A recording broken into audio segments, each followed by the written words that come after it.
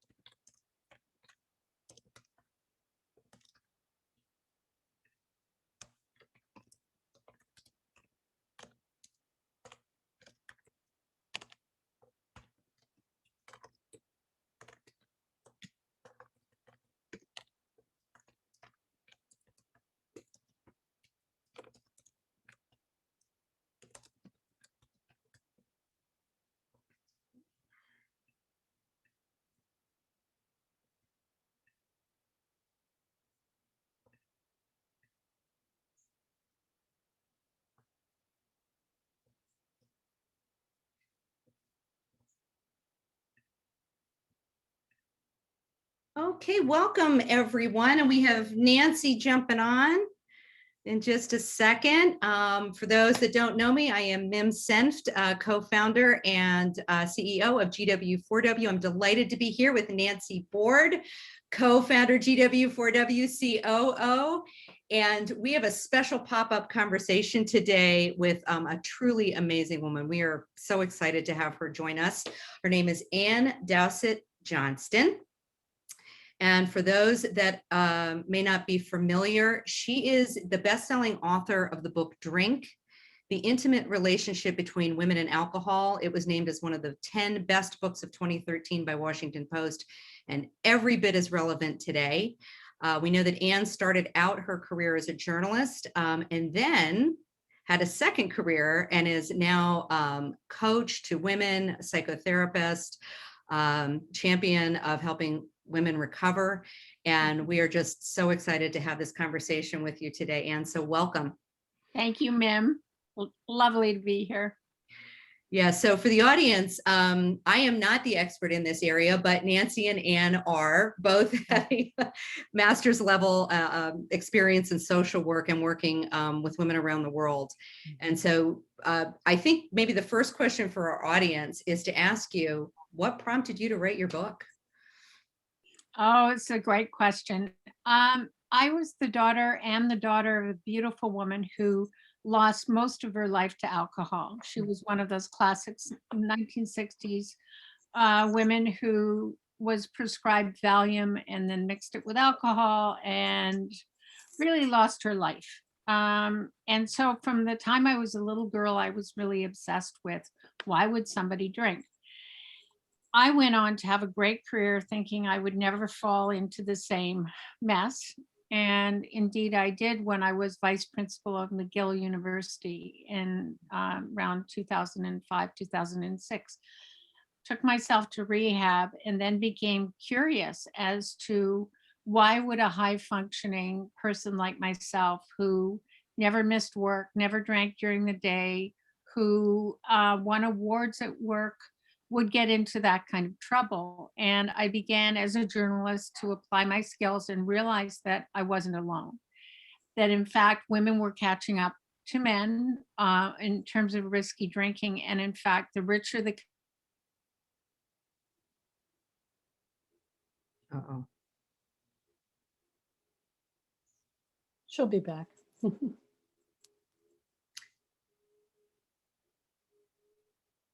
Yeah, so we'll just give her a minute there to see if we can get her back in. Always fun with technology. Mim, I'll comment just based on what Anne has said so far. Is this what feels like an invisible pandemic around women and alcohol versus it seems to have been much more of a male accepted type of problem or issue? So Anne's back with us, so I want to let her certainly finish her thoughts around that. Hi, Anne, you're back. Welcome back. Oh, We can't hear you though. we lost There you you. go. Sorry. there we go. No worries at all. So that was basically it. I turned to Carolyn Knapp's book, Drinking a Love Story, when I had trouble, and I wanted to create a book that would indeed keep other women company as they face their own demons. Oh, that's So good. Anne, I just want to back up to something you said, and you said, I thought this wasn't going to happen to me. How did this happen to me?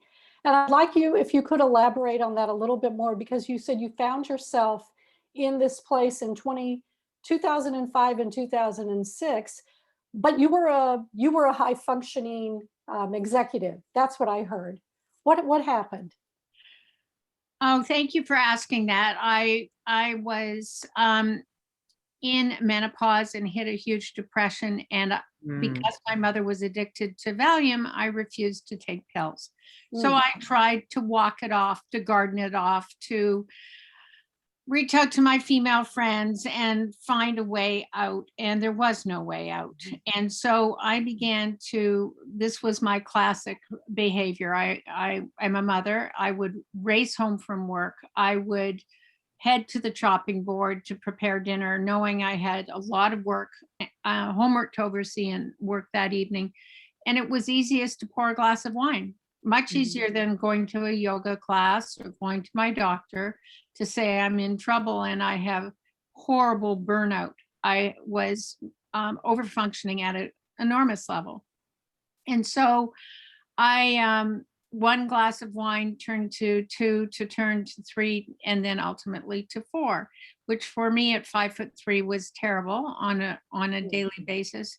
The way I phrased it in my book for women is that it's become the modern women's steroid. It's the easiest way to do the heavy lifting we all have to do in terms of self-medication, in terms of coping, in terms of just decompressing after a hard day at the office. yeah.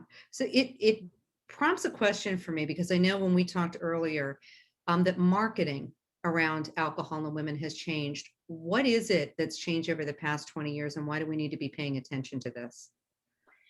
It's really remarkable. In the mid 1990s, the alcohol industry took a look at the fact that many Johnny Walker drinkers were dying out, and they were worried about their futures.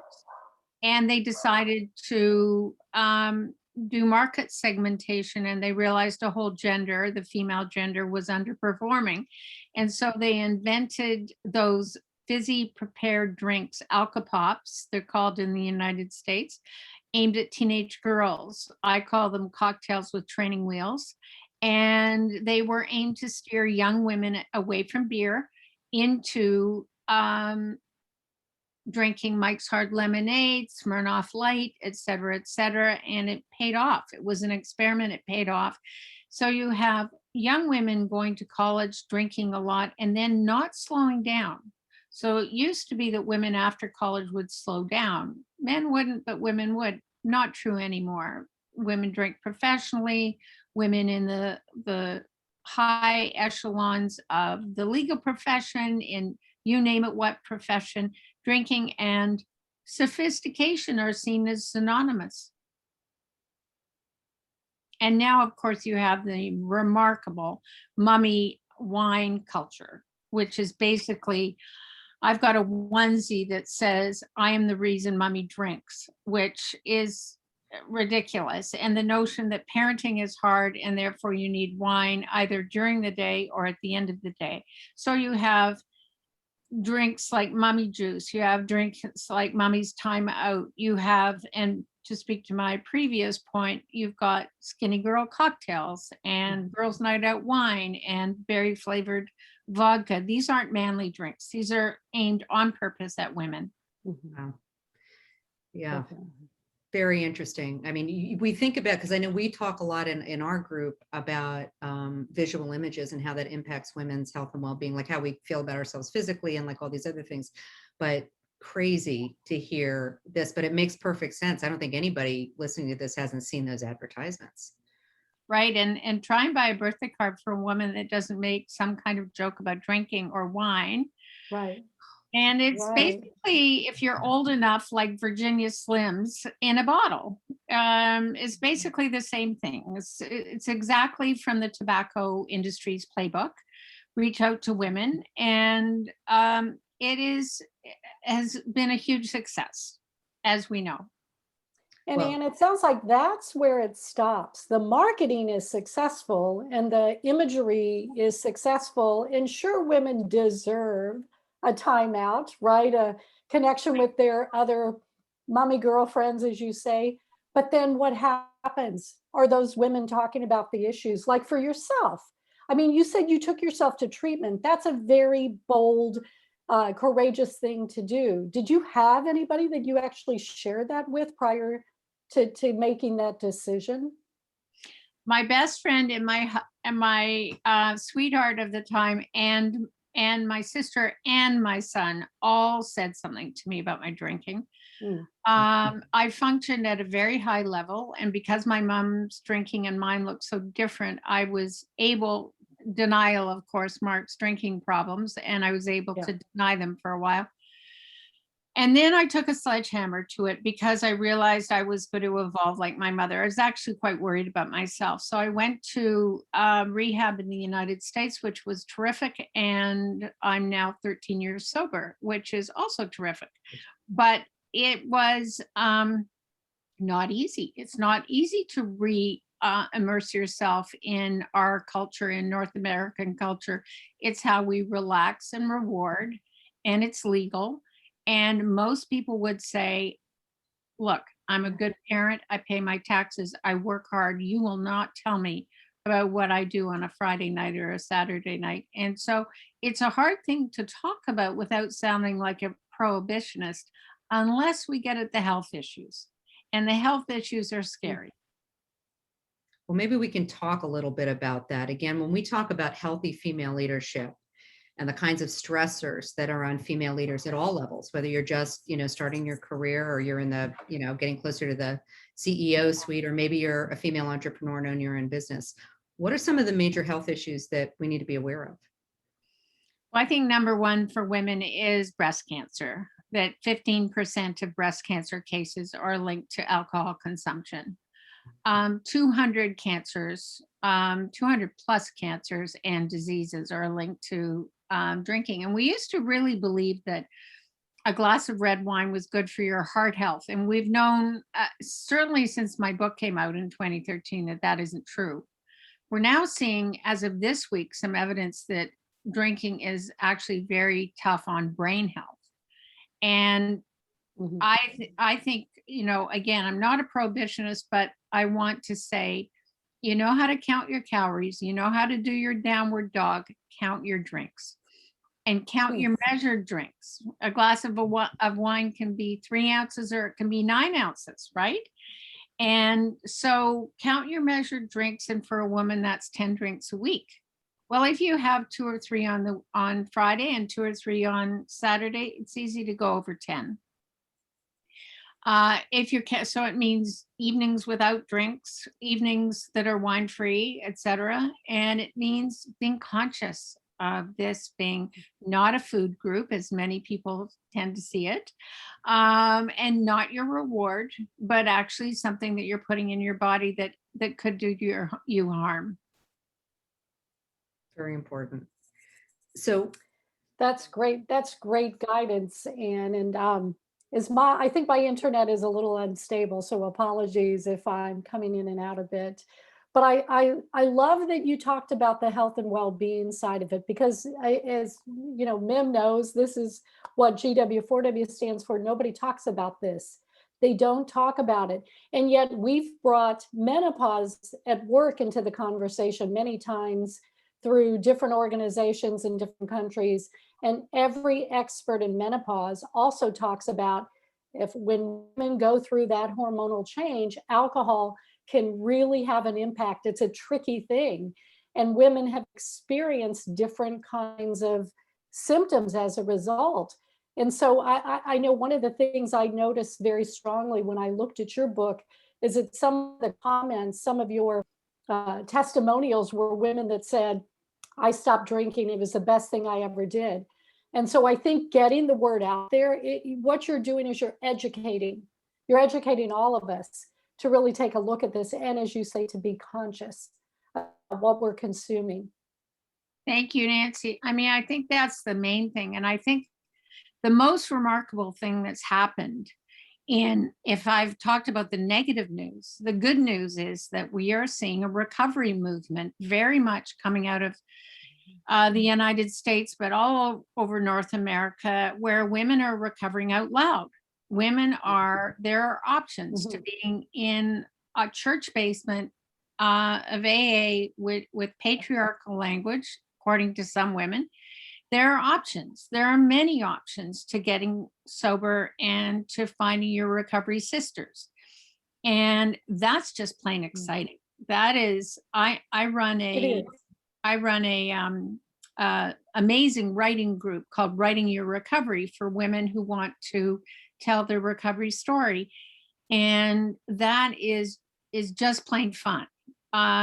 People expressing themselves, people proud of themselves, people finding a great life in recovery. And recovery is the far end, but so many women who are healthier, who are in the group recovering from something. It might not even be substance use. It might be grief, and it might be depression, and it might be anxiety. But I'm all for developing, as you are, communities of women who support one another and don't hide this subject under the couch.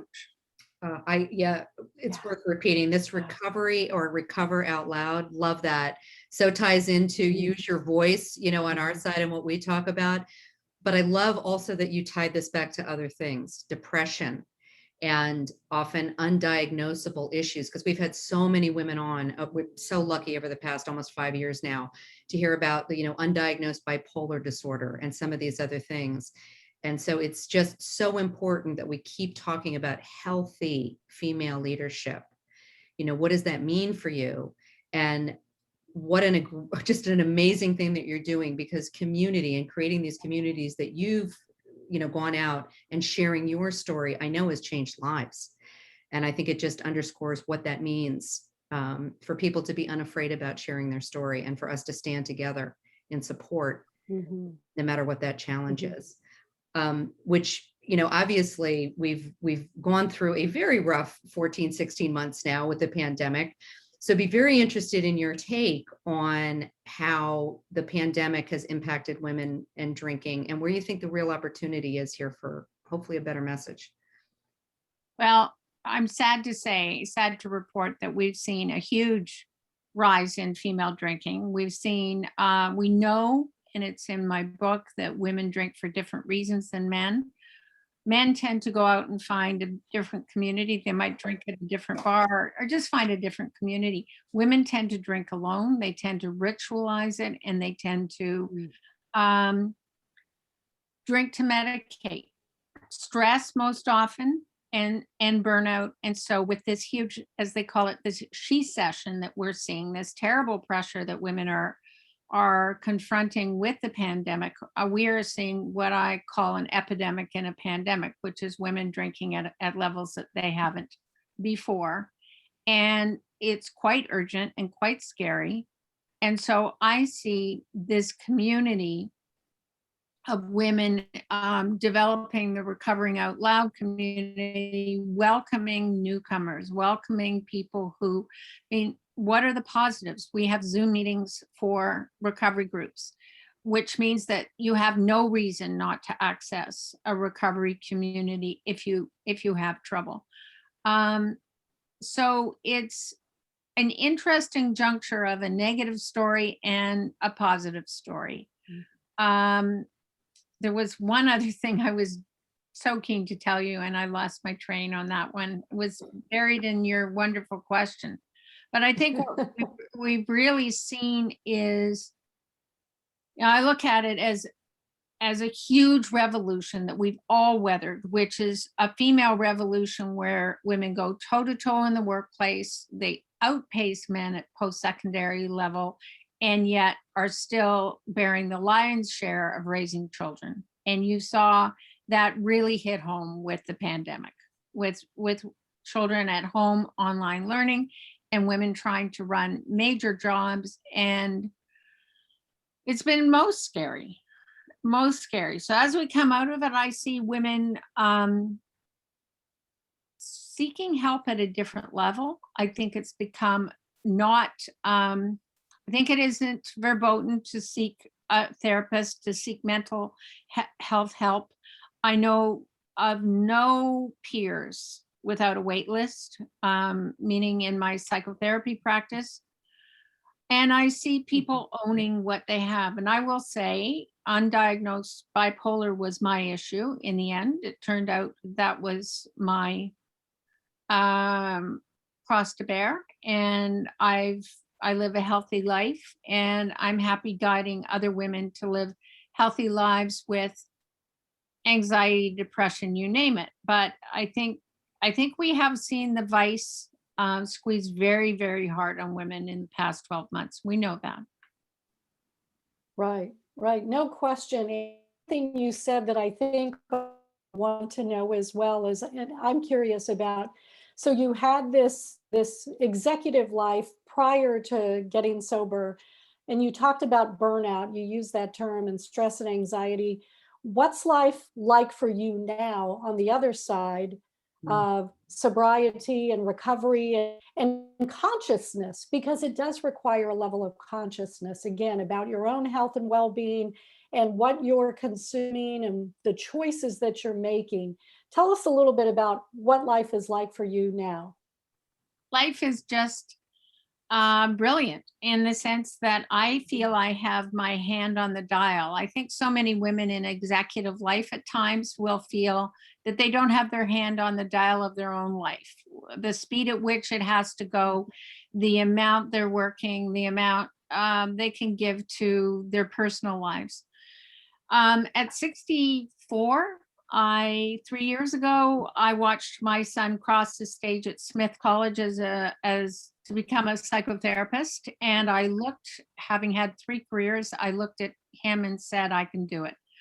And so I went back to Smith College in my 60s, and as a psychotherapist and writing your recovery, I have complete control over my schedule.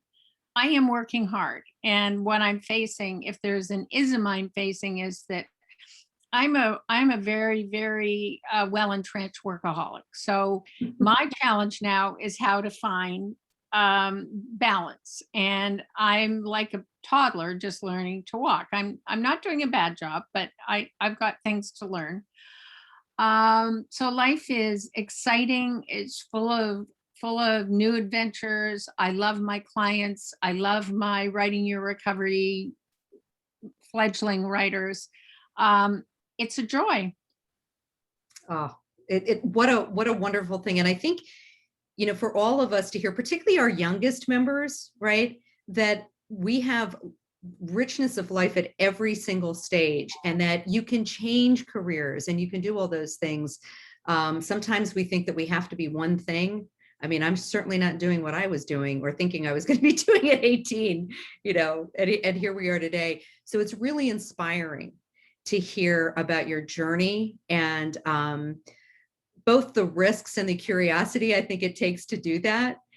So hopefully that inspires some of our other folks. We always love to have really, really practical things. So what might be really helpful, particularly, as a psychotherapist, are there any real red flags we should be looking out for? Like if we're on the fence, like, am I okay? Am I not okay?